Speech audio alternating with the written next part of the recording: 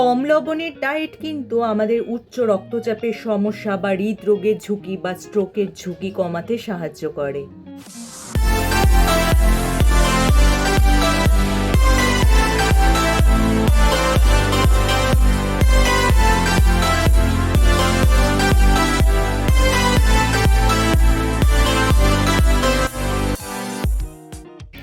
Hello friends, welcome back to my channel. আমার সব বন্ধুরা কেমন আছো?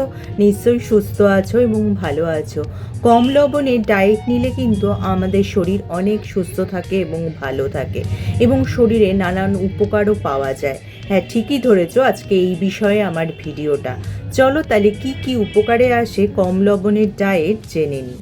এবার প্রথমেই যেটা বলতে হয়, কম লবণের ডায়েটে কিন্তু আমাদের রক্তচাপ যেহেতু নিয়ন্ত্রণে থাকে, সেহেতু কিন্তু হৃদরোগের ঝুঁকি যেমন কমে, তেমনি কিন্তু স্ট্রোকের ঝুঁকিও নিয়ন্ত্রণে রাখা সম্ভব হয়। এছাড়া কিন্তু কম সোডিয়ামযুক্ত খাদ্য কিন্তু আমাদের কি করে, আমাদের শরীরে অতিরিক্ত জল বা মেদ যাই বলো না কেন সেটা কমাতে সাহায্য করে, যার ফলে কিন্তু সহজেই আমাদের ওজন কমানো সম্ভব হয়। এছাড়া কিন্তু অতিরিক্ত লবণের ডায়েটে কিন্তু কিডনির উপর চাপ পড়ে থাকে, তাই তোমরা যদি কম লবণের ডায়েট নাও সেক্ষেত্রে কিন্তু কিডনির উপর চাপ কমে এবং কিডনির কার্যকারিতাও ভালো থাকে। আমাদের মধ্যে যাদের দেখবে শরীরে একটু ফোলা ফোলা ভাব, পা ফোলা, তারা যদি এই কম লবণের ডায়েট নেয় তাহলে কিন্তু এইসব সমস্যা থেকে তারা মুক্তি পেতে পারে। কম লবণের ডায়েট আমাদের হাড়ের ক্ষয় বা অস্টিওপোরোসিস রোগের ঝুঁকি কমাতে সাহায্য করে।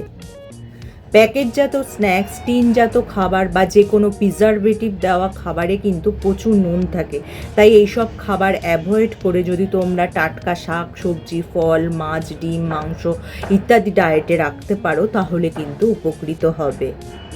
এছাড়া কিন্তু কম নুন ডায়েটে রাখলে কিন্তু আমাদের শরীরে পটাশিয়াম ধরে রাখতে পারে, যার ফলে কিন্তু আমাদের নার্ভ যেমন ভালো থাকে তেমনি হার্টও ভালো কাজ করতে পারে।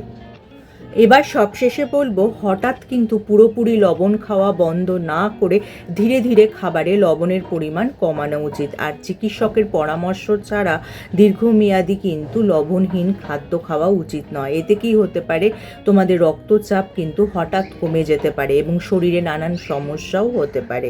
তাহলে যদি আজকে আমার এই টিপসগুলি তোমাদের কাজের মনে হয় বা তোমাদের উপকারে আসে, লাইক আর শেয়ার করে দিতে একদমই ভুলো না। যারা আমার এই চ্যানেলটা প্রথম দেখছো, চ্যানেলটাকে অবশ্যই সাবস্ক্রাইব করে নিও এরকম উপযোগী ভিডিও আরও দেখার জন্য। তার পাশে যে বেল আইকনটা আছে ওটা প্রেস করে অন করে দিও, যার ফলে যখনই আমি ভিডিও আপলোড করব নোটিফিকেশন তোমাদের কাছে পৌঁছে যাবে। আজ তাহলে আসি, আবার দেখা হবে আগামী পর্বে।